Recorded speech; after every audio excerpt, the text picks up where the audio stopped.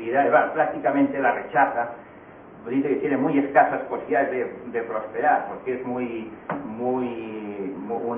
interpretación muy forzada, y luego además añade que es una interpretación contraria al espíritu de la ley de violencia de género. Esto es lo que dice la ley de Mayo. Por lo tanto, la sentencia de Mayo está interpretando el Código Penal diciendo no puedo aceptar este argumento para declarar la constitucionalidad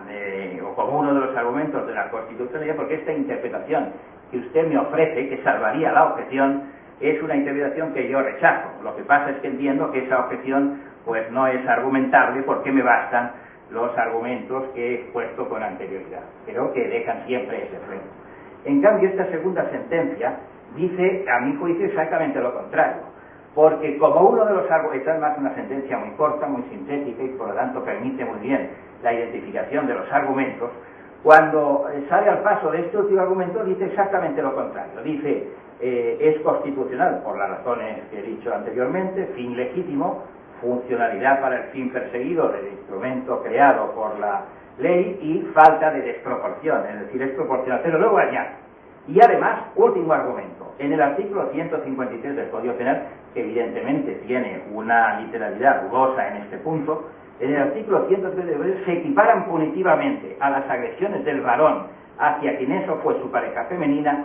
ciertas otras agresiones en el seno de tales relaciones, las que reciba una persona especialmente vulnerable, hombre o mujer, que conviva con el autor o con la autora. Es decir, que según esta segunda sentencia, esta agravación es posible cuando el autor de la agresión sea un autor, es decir, sea una persona del sexo femenino, y la víctima sea una persona especialmente vulnerable, hombre o mujer, es decir, que puede ser también la víctima un hombre. Aquí estamos, por lo tanto, ante dos sentencias que yo creo que aparentemente, evidentemente las dos llegan a una conclusión de constitucionalidad, pero tienen una trascendencia constitucional muy distinta. La segunda está dando como uno de los argumentos importantes para decir que la ley es constitucional una posible interpretación en el sentido que defiende la ley, que defiende el Tribunal Constitucional, en el sentido de que cuando la víctima es una persona especialmente vulnerable se aplica también la agravación de la pena. En cambio, la primera sentencia ha dicho que no, que rechaza esa interpretación porque es contraria al espíritu de la ley. Yo creo que esto, aparte de esto, pues refleja, aparte de evidentemente la cierta situación de incertidumbre que a mi juicio crea, creo que es producto también de una tendencia del Tribunal Constitucional a entrar excesivamente en la interpretación de la legalidad ordinaria. Es decir, yo creo que el Tribunal Constitucional, cuando está ante una situación de este tipo, lo que probablemente sería mejor que hiciera para no crear estas situaciones es la de ver cuál es la interpretación de la ley que han dado los tribunales ordinarios, ya puede ser el Tribunal Supremo, que es el que marca jurisprudencia, y en función de esto decir la solución es constitucional o no es constitucional. Porque ¿qué ocurre ahora si el Tribunal Supremo interpreta que no, que según la ley, según la literalidad de la ley, aplicando además el principio de tipicidad, el principio de legalidad en su sentido más estricto, no cabe la agresión por parte de un sujeto masculino? En este caso nos encontraremos que uno de los argumentos que aparecen como importantes en la segunda sentencia para declarar la constitucionalidad de la ley, pues resultará contradicho por el Tribunal Supremo. O bien tiene el Tribunal Supremo la obligación de aplicar esta interpretación que hace el Tribunal Constitucional, que es una interpretación de la legalidad ordinaria. Yo creo que esto es esta sentencia muy reciente, que es de 23 de julio, acaba prácticamente de publicarse, pues abre en este terreno una cierta incógnita y una cierta situación de inseguridad en relación con esta ley, respecto de la cual pues es evidente que se acusan defectos de carácter técnico y que por lo tanto exige, para eso estamos los tribunales, una actuación de los tribunales complementaria. Y luego, en cuanto a lo de legislar a golpe de opinión pública, yo creo que hoy día en la moderna sociedad se acepta por todos que el legislador debe actuar en virtud de los principios de lo que se llama la democracia deliberativa o la democracia participativa, es decir, tratando de generar consensos en relación con la valoración social de determinadas conductas y de determinados derechos. Probablemente en nuestra democracia pues queda mucho camino por recorrer para que se transforme verdaderamente en una democracia avanzada, como dice la Constitución, desde el punto de vista de esta generación de consensos a través del intercambio, del diálogo, de las discusiones, y del intercambio de las deliberaciones, pero eso no significa que sea malo el generar consensos y el atender a la opinión pública, es decir, eso no es malo. Lo que hay que hacerlo lo mejor posible, es decir, tratando de que los consensos que se vayan generando no respondan al suceso del día anterior, sino que tengan realmente que respondan realmente a una formación seria del consenso. Y creo también que los tribunales deben aceptar el papel que hasta el momento en España pues no han llegado realmente a aceptar, de ser los árbitros de la aplicación de ese consenso. Así se entiende la función de otros tribunales constitucionales, muy particularmente del Tribunal Supremo norteamericano, el cual no se considera el oráculo de la Constitución. La Constitución dice esto, dice lo otro. Por ejemplo, la cadena perpetua, ¿es constitucional o no es constitucional? No, el Tribunal Supremo norteamericano, y yo creo que esta es una idea que debe extenderse a todos los tribunales constitucionales, lo que tiene que hacer es interpretar la Constitución, pero no solamente con la letra, sino también con el espíritu, salir, como decía un juez norteamericano, salir de las cuatro esquinas de la Constitución. O como decía otro, ver las glosas que el tiempo va escribiendo en la propia Constitución y por lo tanto atender a los consensos que se van generando en relación con la interpretación de esos derechos fundamentales para llegar a una conclusión o a otra. Yo creo que en nuestro derecho, tanto el Tribunal Constitucional como el Tribunal Supremo, no estamos todavía en esa situación. Creo que estamos todavía muy apegados a la letra de la ley, como se ve en estos conflictos o estas tensiones entre el Tribunal Supremo y el Tribunal Constitucional, que justamente no versan sobre grandes principios, sobre grandes consensos sociales en relación con los derechos fundamentales, sino que versan sobre si este artículo puede interpretarse así o debe interpretarse de aquella otra manera, dejando al legislador un ámbito, a mi juicio, excesivo. Es decir, el legislador se siente en nuestro derecho excesivamente libre y la función de los juristas creo que es la de tratar que el legislador se sienta constreñido por la Constitución entendida, no simplemente como una norma de la cual extraemos consecuencias automáticamente, que luego acaban siendo de las convicciones personales que cada uno tiene, sino unas consecuencias realmente elaboradas, con técnicas jurídicas, pero basadas en el diálogo y en el consenso social.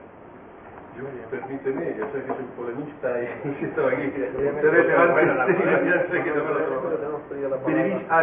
pues soy más breve todavía. Dos cosas a lo que ha dicho mi compañero. Primero, a lo de la legislación a golpe de movilización. Si yo estoy de acuerdo que hay que conectar a Antonio con esa realidad y con esa inquietud social. Pero hay veces que eso lo que hace es postergar otros problemas que hay también. Es decir, nosotros vemos en nuestra sala, en los plenos no jurisdiccionales que tenemos todos los meses, problemas ahora mismo, el tema famoso de la prescripción y el conflicto que ha creado entre el Tribunal Constitucional y nosotros. El legislador no se ha preocupado de ese problema, pero no digo de ahora, ni es que ni en tiempo de Franco, ni porque eso viene desde el siglo XIX, y no se preocupa de solucionarlo, pero sí se preocupa del caso que sale en la prensa.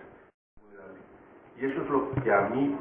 con toda modestia, insisto, yo soy magistrado del Supremo, no del Constitucional, y yo acato y obedezco al Tribunal Constitucional porque es mi obligación y porque además creo en ello y debe ser así. Pero yo como jurista, como persona, pues esa es la duda que se me ofrece. Porque claro, la sentencia del Constitucional que criticaba muy bien los votos particulares, algunos de los votos particulares de Zapata, por ejemplo, decía, es que parece que un hombre concreto, un día, por pegar a una mujer, tiene sobre sí toda la responsabilidad y la herencia del machismo, evidentemente que ha existido y que existe en la sociedad, y él es responsable de todo ese machismo, y a lo mejor en ese caso concreto, ese hombre no es un machista, ha habido un problema y una discusión por lo que sea, pero no está llevando a cabo un comportamiento machista. Y la sentencia, sin embargo, viene a decir eso: cualquier hombre que pega a cualquier mujer, en la circunstancia que sea, siendo su pareja o expareja, es responsable de un comportamiento, además de penal y criminal, machista. Y claro, y eso es lo que a mí me servía un poquito. El pecado de Adán, que decía Zapata. Como sabes, los tribunales ordinan que esa cuestión, vamos, me imagino casi con toda seguridad, no lo sé, cierto, pero casi me interesa que la haya el Tribunal Supremo, evidentemente todavía. Pero efectivamente algunos tribunales habían entendido que se podía excepcionar supuesto en el cual se demostrase que no había una situación de superioridad del hombre sobre la mujer, que era una doctrina muy interesante. Yo creo que esa segunda sentencia no llega a tratarla, porque simplemente lo que hace es decir este argumento. Bueno, el autor puede ser también un hombre, pero no llega a penetrar en esta cuestión, porque entonces queda efectivamente ese problema. Bueno, pero si puede ser un hombre porque está justificado, está proporcionado. Que el hombre no tenga, mejor dicho, que cuando la víctima es el hombre, tiene que demostrar, o una persona, o una persona en situación de inferioridad o en situación especialmente vulnerable, es necesario que se pruebe que se encuentre en esa situación de especial vulnerabilidad y en cambio no lo tenga que hacer la mujer. Eso es razonable, es proporcionado, o por el contrario es desproporcionado y habría allí una situación de discriminación. Este es un tema que evidentemente puede tratarse también dentro de esta cuestión, pero esa segunda sentencia lo elude, simplemente apunta que... tomando en consideración que al hablar de reinserción y hablar de pena perpetua, para mí no tiene, no es la otra cara de la medalla, no habría reinserción. Otra cosa, en América Latina, donde yo vengo, las cárceles están hacinadas, y con una medida de estas, me da la impresión que aumentaría el número de presos, y no hay solución, ni para el sistema funcional que maneja Jacob, ni tampoco para el derecho mínimo que nosotros defendemos, o al menos que yo Sí, comprendo que le pueda causar cierta perplejidad, lo sé, porque yo a veces puedo parecer contradictorio y a lo mejor, puesto que ustedes que me observan y me oyen llegan a esa conclusión son los que tienen razón. Yo creo que no, yo creo que soy coherente, porque en el fondo lo que no respondo es a una especie de esquema ya parece ser que preconfigurado de que quien tiene que ser enemigo de la pena de muerte, a la vez tiene que ser enemigo de la pena perpetua, a la vez tiene que estar en contra del derecho penal del enemigo. Yo he dado mis argumentos de por qué estoy en contra del derecho penal del enemigo, porque creo en las garantías del procedimiento, pero sin embargo sí que sostengo que la respuesta, y he dicho incluso hasta, yo creo que favorable para la posibilidad de reinserción en cierto tipo de delitos muy graves, puede ser la cadena perpetua. Si se fijan, son temas distintos. Yo comprendo que usted entienda que es contradictorio porque normalmente se suele pensar que una misma línea de pensamiento tiene que ser la misma y tienes que compartir una serie casi de postulados. Y yo generalmente, pues como es un poco raro, me desmarco de postulados y en cada cosa a lo mejor parece que digo una cosa distinta. Yo trato de ser coherente. Yo estoy en contra, por supuesto, de las concepciones del derecho penal del enemigo. He dicho al final de mi intervención primera, y lo sostengo, que creo, sin embargo, que sí que caben ciertos, digamos, derechos de excepción en algunos supuestos de una extraordinaria gravedad. He dicho también que, sin embargo, esas excepciones lo importante es que siempre se garanticen o se aseguren las garantías mínimas, y ahí es donde tenemos que determinar las garantías esas mínimas que nunca de ninguna manera se pueden vulnerar. Pero por otra parte, también soy realista, creo que el sistema penal está para algo, evidentemente el sistema penal no sirve para arreglar la sociedad,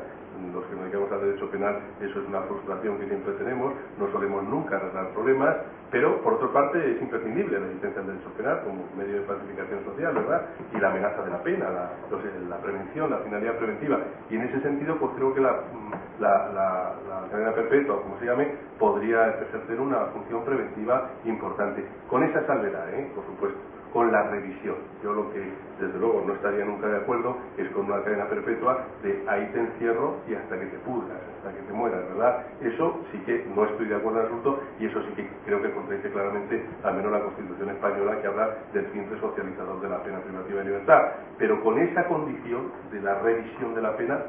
yo, al menos inconstitucional en España, no la veo. Yo tampoco soy aquel intérprete máximo de la Constitución, pero yo no la veo. Ahora, comprendo que ustedes parezcan contradictorios, esto ya me lo han comentado en bastantes ocasiones.